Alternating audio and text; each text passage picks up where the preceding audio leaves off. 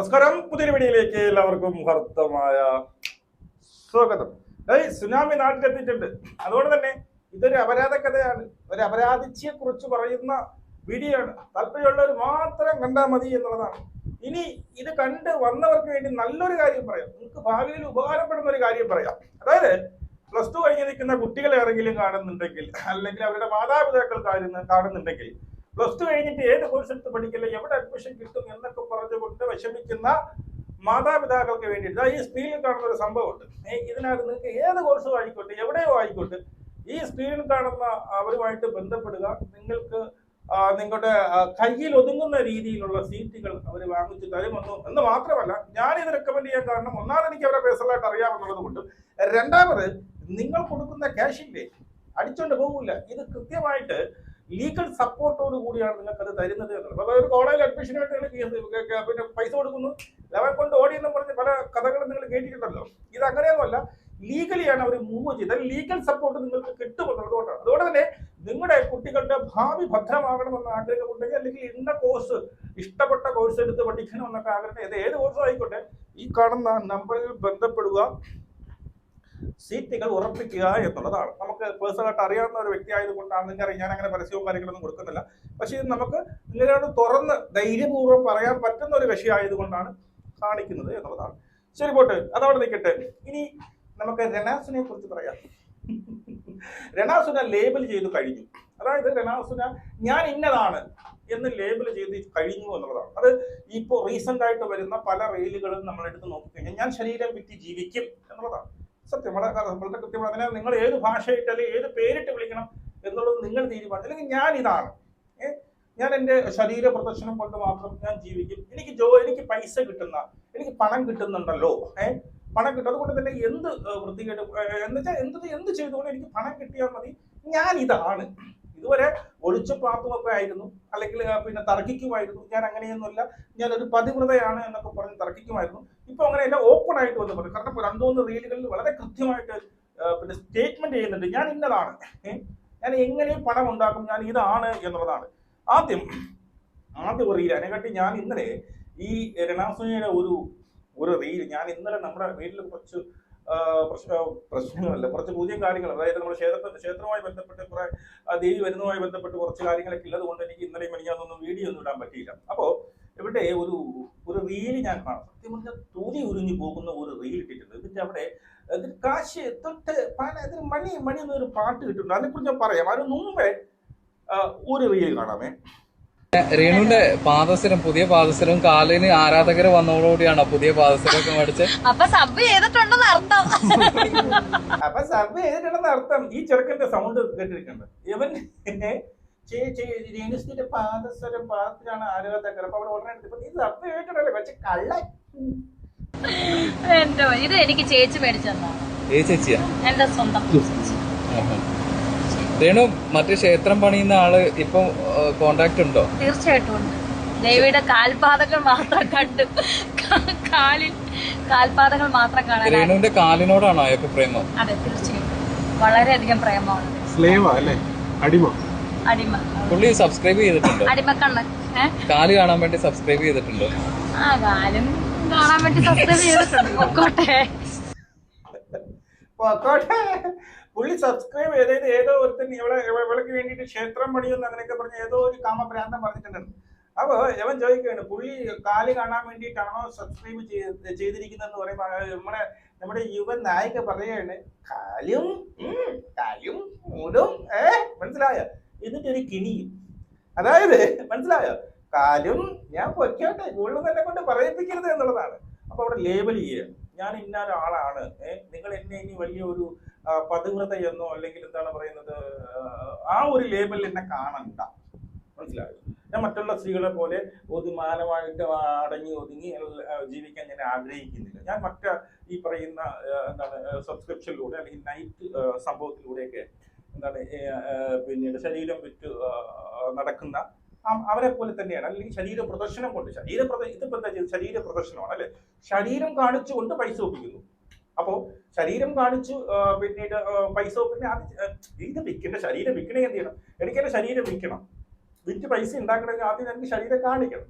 അപ്പൊ കാണിച്ചാലേ വിൽക്കത്തുള്ളൂ. കണ്ടാലേ ആൾക്കാർ വാങ്ങത്തില്ല. അപ്പൊ അതുകൊണ്ട് നമ്മൾ ഇന്ന് കാണിക്കുന്നു എന്നുള്ളതാണ്. ഇനി അതിന് മുമ്പ് കുറച്ച് റീലും കൂടെ ഉണ്ട്. ആ ഒരു കമന്റ് ഇങ്ങനെയാണ്. ആ റീലൊക്കെ പോയിരുന്നു.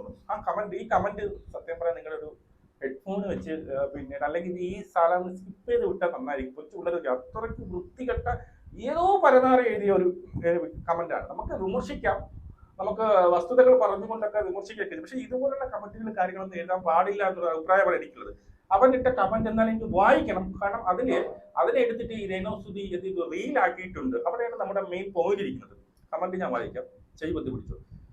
അത് പിന്നെ അവൾ ഡെയിലി നല്ല കൊഴുത്ത പാലല്ലേ മാറി മാറി കുടിക്കുന്നത്. കമന്റാണ്. പിന്നെ ചിലരൊക്കെ പാൽ കൊടുക്കുന്നുമുണ്ട്. ഡാഷ് പാൽ, അത് ഞാൻ വായിക്കുന്നില്ല. കുടിച്ചും മുലപ്പാൽ കൊടുത്തും ഒരു ഉളുപ്പും നാണവും മാനവും ഇല്ലാതെ കാശ് വാരുന്നുമുണ്ട്. അപ്പൊ പിന്നെ കിട്ടുന്ന പൈസക്ക് മുഴുവൻ മേക്കപ്പ് ബോക്സിൽ തല മുക്കി എടുക്കാമല്ലോ. പിന്നെന്താ പ്രശ്നം?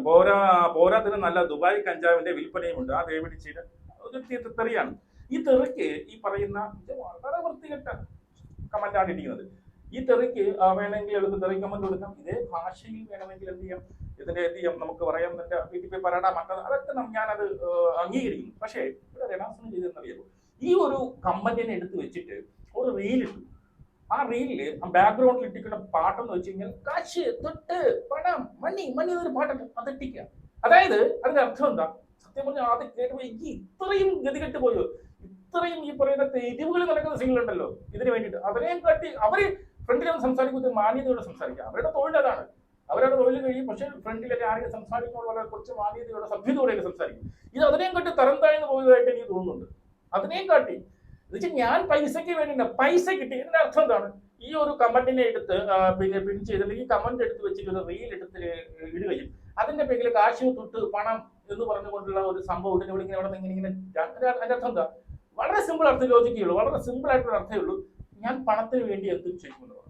പണത്തിന് വേണ്ടി ഞാൻ എന്തും ചെയ്യും. എനിക്ക് മുഖ്യം കാശാണ് എന്നുള്ളത്. മനസ്സിലായോ? അത് തന്നെയാണ് ഇത് രണ്ടാമത്തെ സ്റ്റേറ്റ്മെന്റ്. ഇവള് പലതിലും ഈ ഒരു സാധനം ഉറപ്പിക്കുന്നുണ്ട്. ഒരു റീൽ കൂടി കാണാമേ. പിന്നെ ഇച്ചിരി വിലയുണ്ട്, കോലമുണ്ട്, ഭംഗിയുണ്ട്.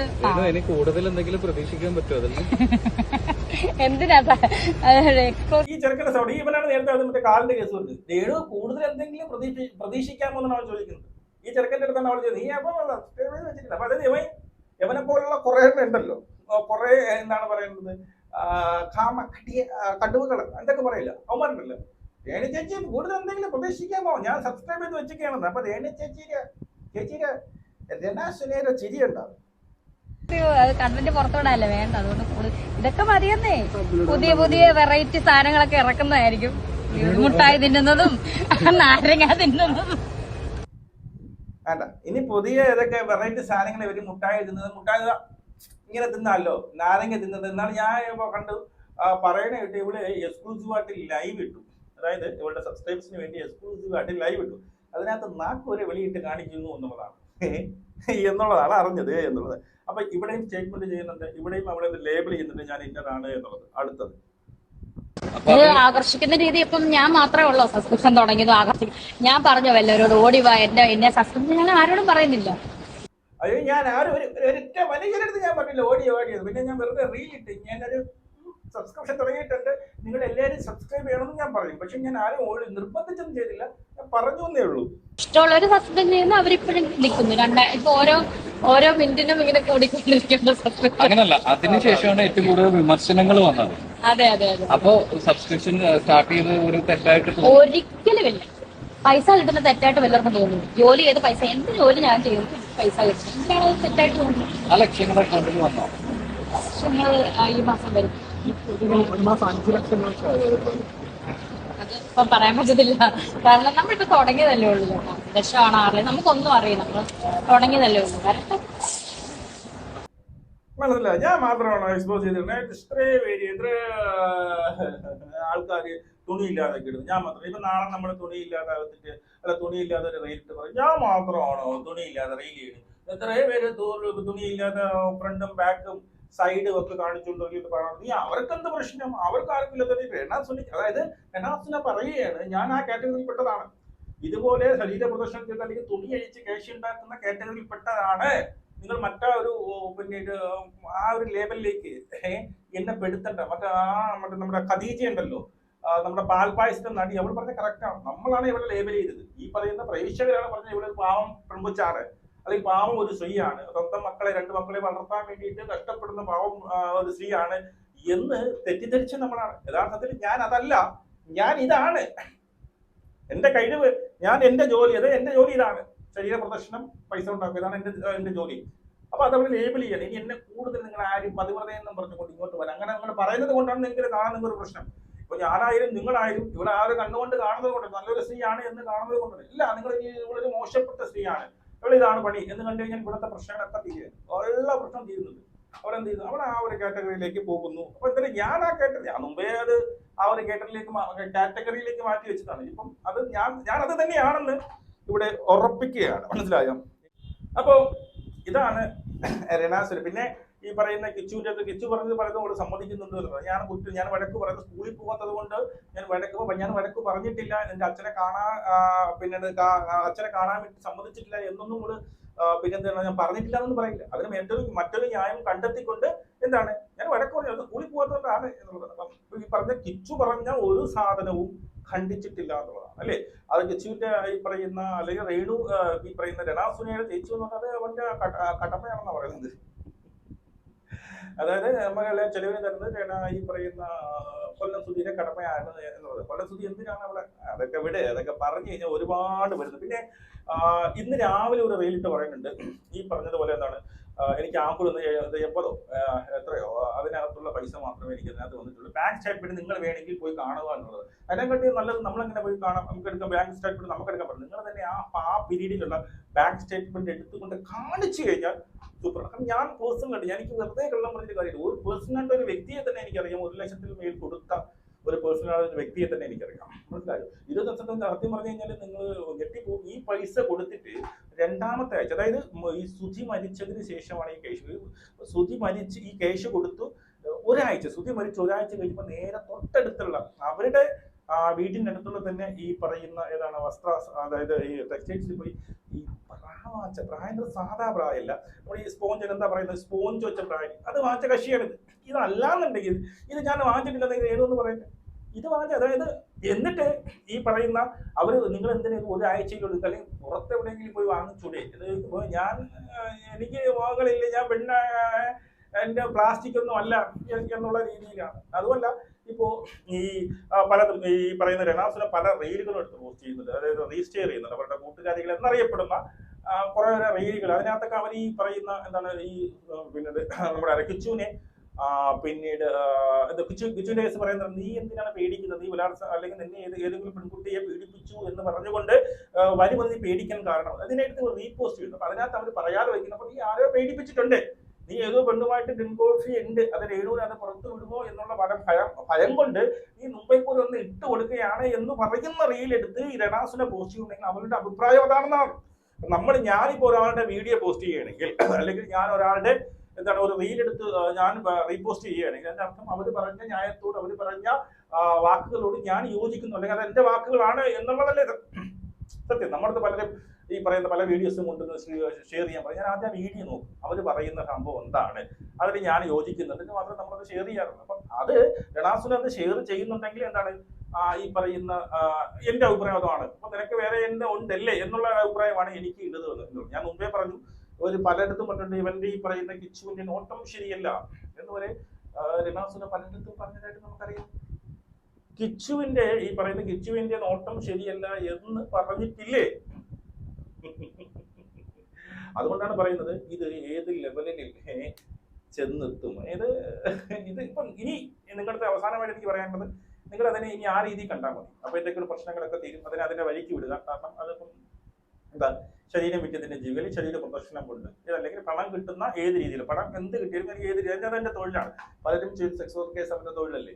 ഈ പറയുന്ന ബ്ലൂ ഫിലിമിൽ അഭിനയിക്കുന്നത് അവരുടെ തൊഴിലാണ്. അവർ ആ ഒരു തൊഴിൽ ചെയ്താണ് ജീവിക്കുന്നത്. ചിലവർ കൊട്ടേഷൻ എടുത്ത് പിന്നീട് ജീവിക്കുന്നത് അത് അവരുടെ തൊഴിലാണ്. അപ്പൊ തൊഴിൽ ഏത് എന്നുള്ളത് എങ്ങനെയും പണമാണ്, ഏത് തൊഴിൽ ചെയ്തും പണം ഉണ്ടാക്കുന്നത്. ആ തൊഴിൽ എന്ത് മാന്യതയുണ്ട്, അത് വളർന്നു വരുന്ന എന്റെ മക്കൾക്ക് എന്റെ കുടുംബക്കാർക്ക് എന്തെങ്കിലും പ്രശ്നമുണ്ടോ എന്നുള്ളത്. അതുകൊണ്ട് നിങ്ങൾക്ക് എല്ലായിടത്തും പറയുന്നത് ഇനി എന്തെങ്കിലും വിടുക, അത് ഞാനതാണ് എന്ന് അവർ ലേബൽ ചെയ്ത് കഴിഞ്ഞു, നെറ്റിയിൽ എഴുതി ഒട്ടിച്ചു കഴിഞ്ഞു. അതിന്റെ അതിന് മുന്നോട്ട് അവർ ഈ പറയുന്ന സംഭവങ്ങളെ അവർക്ക് അങ്ങനെ ഒരു യഥാർത്ഥ പ്രയോഗവും ഈ പറയുന്ന എന്താണ് ഒരു ലൈംഗികത ആ ഒരു സൈഡിലേക്ക് ഇങ്ങനെ കൊണ്ടുപോയി അങ്ങനെയൊക്കെ നടക്കുന്നത്. അവസാനം ഈ എന്താ പറയുക, എനിക്ക് ഒത്തിരി ചന്തമുണ്ട് മെനയുണ്ട്, അവരുടെ ഗതികേടാവാതിരുന്നാൽ മതി, അവരുടെ ഗതി വരാതിരിക്കട്ടെ എന്നുള്ളതാണ്. മനസ്സിലായി? ഇപ്പൊ ഈ ഇടയ്ക്ക് മരിച്ചുപോയി, ഇതുപോലെ കുറെ പേര് സഹായിച്ചു, പിന്നെ ഞാൻ ബ്യൂട്ടീഷ്യൻ ചെയ്യാറില്ല എന്നൊക്കെ പറഞ്ഞ് മറ്റേ ക്യാമറ വെച്ചു, ലാസ്റ്റ് തെണ്ടി തിരിച്ച് തേന വിറ്റൊക്കെ നടന്ന അവസാനം എന്ത് ചെയ്തു? ആരുമില്ലാതെ ഗതികെട്ട് മരിക്കേണ്ട ഗതികേടി വന്നു. ആ ഒരു ഗതികേടിലേക്ക് പോവാതിരിക്കട്ടെ എന്നുള്ളത് നമുക്ക് വീട് കാണാം. ശരി.